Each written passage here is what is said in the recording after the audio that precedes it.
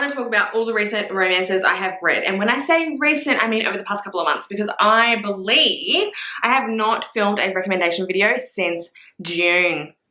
That was 3 fucking months ago, bitch. We're in October. It is spooky season. For you guys, not for me. Springtime. Yesterday was like 30 degrees.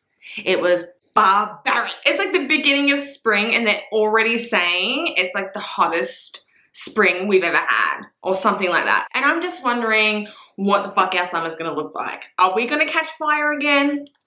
Possibility is high. It's been a few years. Goodreads. We're going to go through all the books I've read recently. And I'm just going to spitball with you. Well, you're not going to be spitting back at me. It's just going to be me spitting at you. Facts about these books that I've read recently. I'm going to tell you my review, if I liked them, if I didn't like them, if they're my new all-time favorites. You know the drill, baby boo. I hope you enjoy and don't forget to like and subscribe. If you're new here, I doubt that you are. I doubt that you are new because for some reason, well, I know why. It's because I'm so inconsistent and don't upload regularly. My channel doesn't get pushed to new people. The first book I want to address and talk about is God of War by Rena Kent. So this was the last installment in the Legacy of God series, which was released back in June. Now, if you haven't seen already here on my channel, I did actually film an entire reading vlog about the Legacy of God series, but I didn't include this book in that video because I had wrapped up the reading vlog 2 weeks prior to this being released. I actually wasn't a big fan of the Legacy of God series. If you watch my vlog, you see me. You see me going through all these mixed emotions throughout the 52 minutes that I filmed. There was few things that I actually enjoyed about the series. I don't think that it's the best thing that Rena's ever written. There's other books of hers I prefer and like better, but I did really love God of Fury. Like everyone else on the planet, that book can stand on its own. God of War definitely was one of my favorites. In saying that, it was way too big and I felt like it really dragged on, and I wasn't a massive fan of the kind of plot twist reveal. I won't say too much because I don't want this to be like a spoiler to the book if you haven't read it already. But Eli and Ava's story was interesting because you were drip fed it throughout the entire series. They are meant to hate each other, but there's like something going on between them. And something goes down with Ava and she ends up marrying Eli. And the whole book, what's happened? And then when you get to the point where everything comes full circle and you figure out, oh my God, this is why, it was really lackluster to me. And it put a damper on this book for sure because I enjoyed it for the most part. But I just thought, like, really? That's all you're going to give me? That's the plot twist? Like, that's the big reveal? Though I enjoyed it better than a lot of the other books in the series, it's definitely a pretty average book to me, just like the rest of the series. So I wanted to give you guys an update on that because I know some of you are probably curious if I ever got around to reading it and my thoughts on it. But yeah, the Legacy of God series, it's a weird one, okay? When I filmed that vlog, I said in the vlog, like maybe in a few months' time, I'm gonna look back and be like, no, I really like that series. It's been a few months and I've pretty much forgotten it. That's when I know, because I have a killer memory with books, like killer. I can remember every plot and most character names of every single book I've ever read. Can't remember if I've got a doctor's appointment, but I can remember that. But this series in particular has kind of like drifted off into nothingness, which is a decent indicator that, you know, wasn't that great in my mind. This next duet, hands down, one of my all-time favorite books. It's a rare occurrence for me to find a new all-time favorite book. And when I say all-time, I mean right or fucking die. Like, I would fight bitches if you have anything wrong to say about my favorite books. And this duet slotted into that category so fucking quick. I'm talking about The Losers Duet by Harley LaRoe. Bitch, do yourself a fucking favor. Like, right this second, if you have not read this duet, oh goddamn. Oh goddamn. So I actually read The Dare, which is a novella that Harley wrote a few years ago. I read it a few years ago, back in 2021, I believe. The Losers Duet is a continuation of that story. So we have this girl in high school who is like the popular girl. She's blonde and she's pretty. She's a cheerleader and she bullies this group of guys who are considered like the freaks. Everyone talks about them, you know, people bully them all the time, blah, blah, blah. And she has a sexual experience with Mason, who's one of the freaks, at a Halloween party. And she also experiences that sexual situation with the rest of the freaks in the group. Years go by, and this is where Losers Part 1 picks up. She's back in town. She ran away from the town for a reason. She figured out a lot about herself when she had that encounter with the group of freaks. And long story short, she needs to repay them. To pay back the debt, they want to strike up a kind of contract with her where she becomes their personal like plaything until the debt is paid off. Now, this is a reverse harem, or white shoes if you prefer to say white shoes, romance. I don't particularly like white shoes a lot of the time. There's very few that I've actually liked in my lifetime that I have read. I just tend to always have like a favorite and get bummed out that they don't get all the attention. But this one was so well written. I fell in love with all of the men. Like, I fell in love. This is a true like representation of a polyamorous relationship because she's with all of them, but they are also together. When I tell you that Harley explores some really interesting and probably confronting kinks in this book, man, it was the hottest thing ever. Like, it doesn't really have a strong plot. I usually do love a story that has more of a plot, but if I'm going to read a story that has a little plot and it's more character based, then I want to go all in with the characters, you know what I mean? And I got that with this. No one felt like a favorite. And that's so hard to do. I could imagine it's so hard to do. As a writer, you would have favorite characters that you want to spend more time on. But Harley just really wrote this in such a way where every character, you got to know them. They had their time on the paper. You know what I mean? Like, you had special moments with all of them. Losers Part 1, Losers Part 2. Hands down, one of my all-time favorites. One of the best things I've read this year. Loved every minute of it. Next up, we have Obsession by Harley Beck. Oh my God. First off, Harley Beck as an author, she's getting some traction now, thank fucking God, because I love her stuff. Now, I don't read everything she releases because she is a dark romance reader, but she also focuses on erotic horror. And erotic horror, though I have dabbled in that genre because of Harley and what I've read from her, I don't really mesh with it well. Like, some books I've read in the genre I have liked, but overall I don't gravitate towards erotic horror often because, you know, I'm a bit of a scaredy cat. I don't even like horror films. Why would I, you know what I mean? Like, why would I purposely pick up erotic horror if that's just not my, you know, thing? But she is just incredible. She writes books so fast as well, and everything that I've read from her is so different, unique to her. I haven't read before. This one was interesting because a lot of the time I don't particularly like romanticizing serial killers, and I feel like over the past few years the whole serial killer trope has, you know, gained traction as well. But this one, see, this is the thing. This one was done so fucking well because I actually didn't swoon for the serial killer, but I understood their relationship, and I couldn't stop.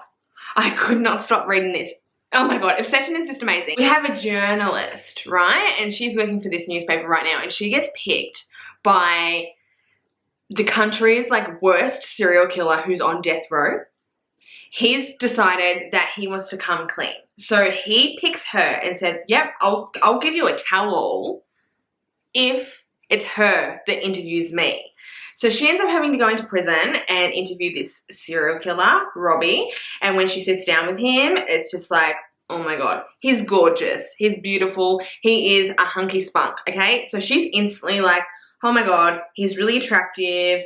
You know, he's so close to me. Fear kind of tangles with anticipation and thrill, and she's feeling like a bunch of different emotions while she's sitting across from him, and he just kind of fucking fucks with her. But the thing is about Robbie knows something about her. And it is really good, super dark, And, you know, Robbie is definitely a MMC that's questionable, but so is the FMC, which is why this serial killer trope works.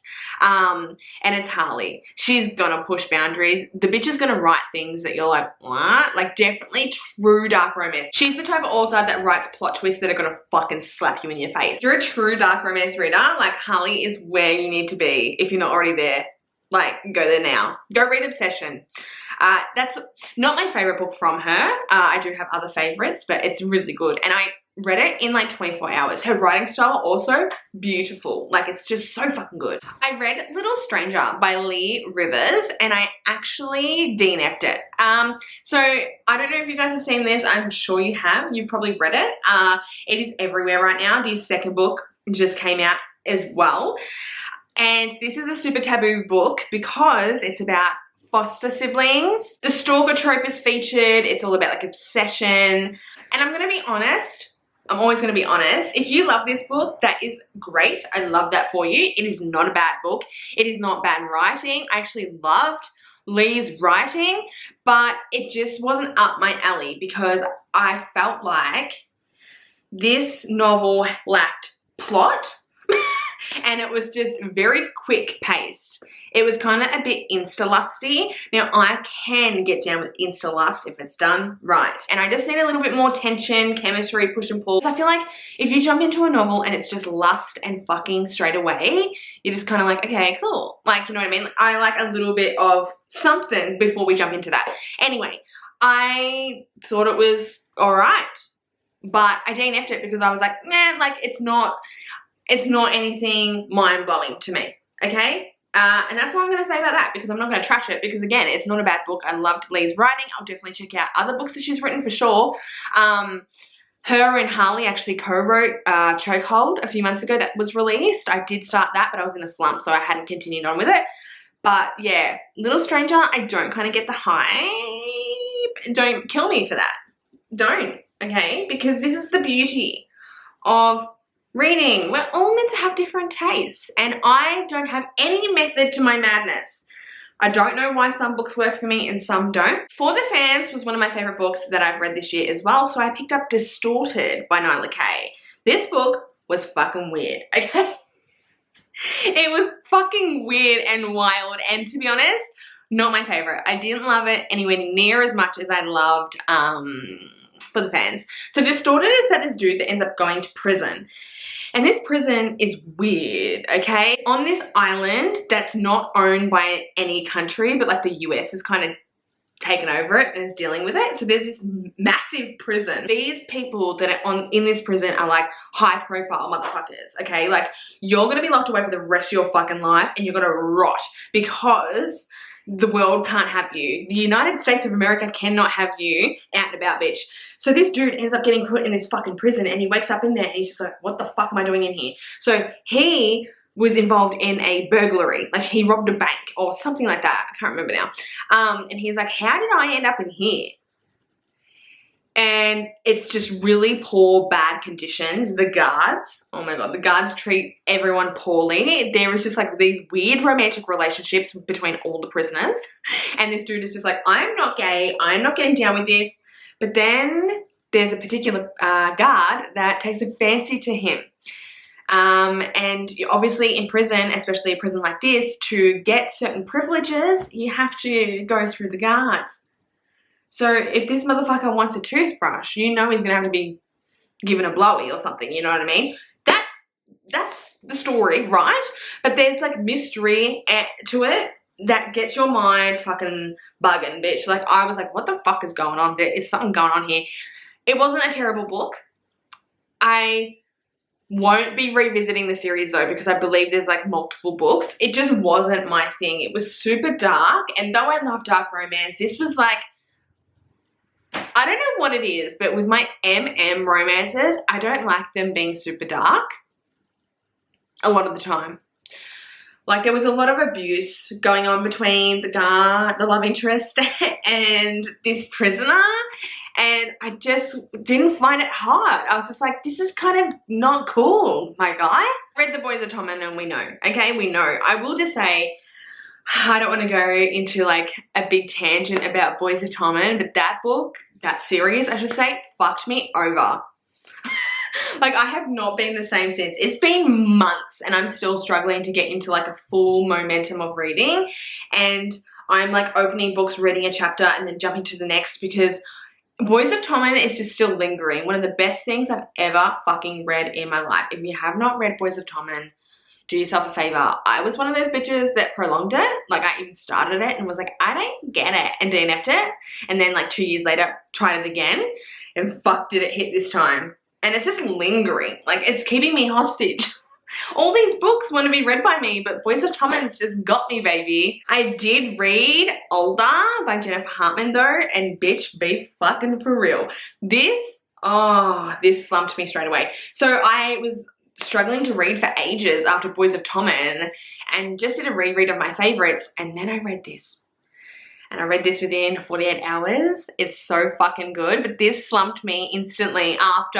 And I was like, what the fuck, man? I thought I just got out of my slump. I hadn't read like a big ass age gap taboo kind of story like this in such a long time. It definitely gave me like birthday girl vibes a little bit. Like, I've definitely read books that are similar, I guess. But this one just hit. It just fucking hit. Hallie and... oh my god, what's his name? Reed. Oh, Reed. They meet one night. They meet one night. That's all I'm gonna say, bitch. They meet one night and they can't be together for some particular reason. And then their relationship becomes so complicated. The angst in this book was delicious. Okay, it was so fucking delicious the whole time. I was like, oh, I just want them to fuck. Like, I could not. Slumped me instantly. Now, I do have some Mafia books that I've read recently, but I'm going to keep that for a Mafia video, okay? Because I like to give them their own little video. You guys like it when I do Mafia Recs. So there's been a few Mafia books, one particular trilogy that I've recently read that, oh, hands down one of my all-time favorites. But I'll speak about that soon. But I did actually finish Greenlight by Jessie Hall. Now, interesting enough, out of all the books that Jessie Hall has written that I have read, which is all of them except for That Sick Love, Hawk and Kid is still my favorite. Now, I genuinely thought I was gonna obsess over Greenlight more than Hawk and Kid, but I didn't. Not that it was bad. It was so well written. I loved the fucking story. Shane and Monty, bitch, that is just fucking chaos. Just fucking dark madness. From the way they treat each other to the sex scenes. I love the whole like thriller kind of mystery aspect to this novel. It's true like bully enemies to lovers situation. And Shane is one of the most unhinged characters I have ever read. Like, he's insane, but you fucking fall for him. You're just like, okay, call me a gutter rat, bitch. Like, he is divine. But yeah, I just didn't connect with this story like I had with other books from Jessie Hall, and that is okay. I don't know if, like, I'm always gonna love dark romance, I will, but I just don't like, I don't know, I'm talking shit. Some dark romances I connect with, some I don't, just like every other romance novel. But this one was pretty heavy, and that's fine. Again, I did not like it. I just didn't connect with it like I had with her other books. That is it for all the romances I have read recently, minus the Mafia ones that I'll tell you about very, very soon. Let me know in the comments below if you've read any of them, if you have any book suggestions, what are you currently reading right now. Don't forget to thumbs up and also subscribe before leaving if you're new here. Yeah, so hopefully I'll be around soon. I hope you guys have a wonderful day wherever you are. Thank you so much for watching. It means the world to me, and I'll see you very soon. Bye.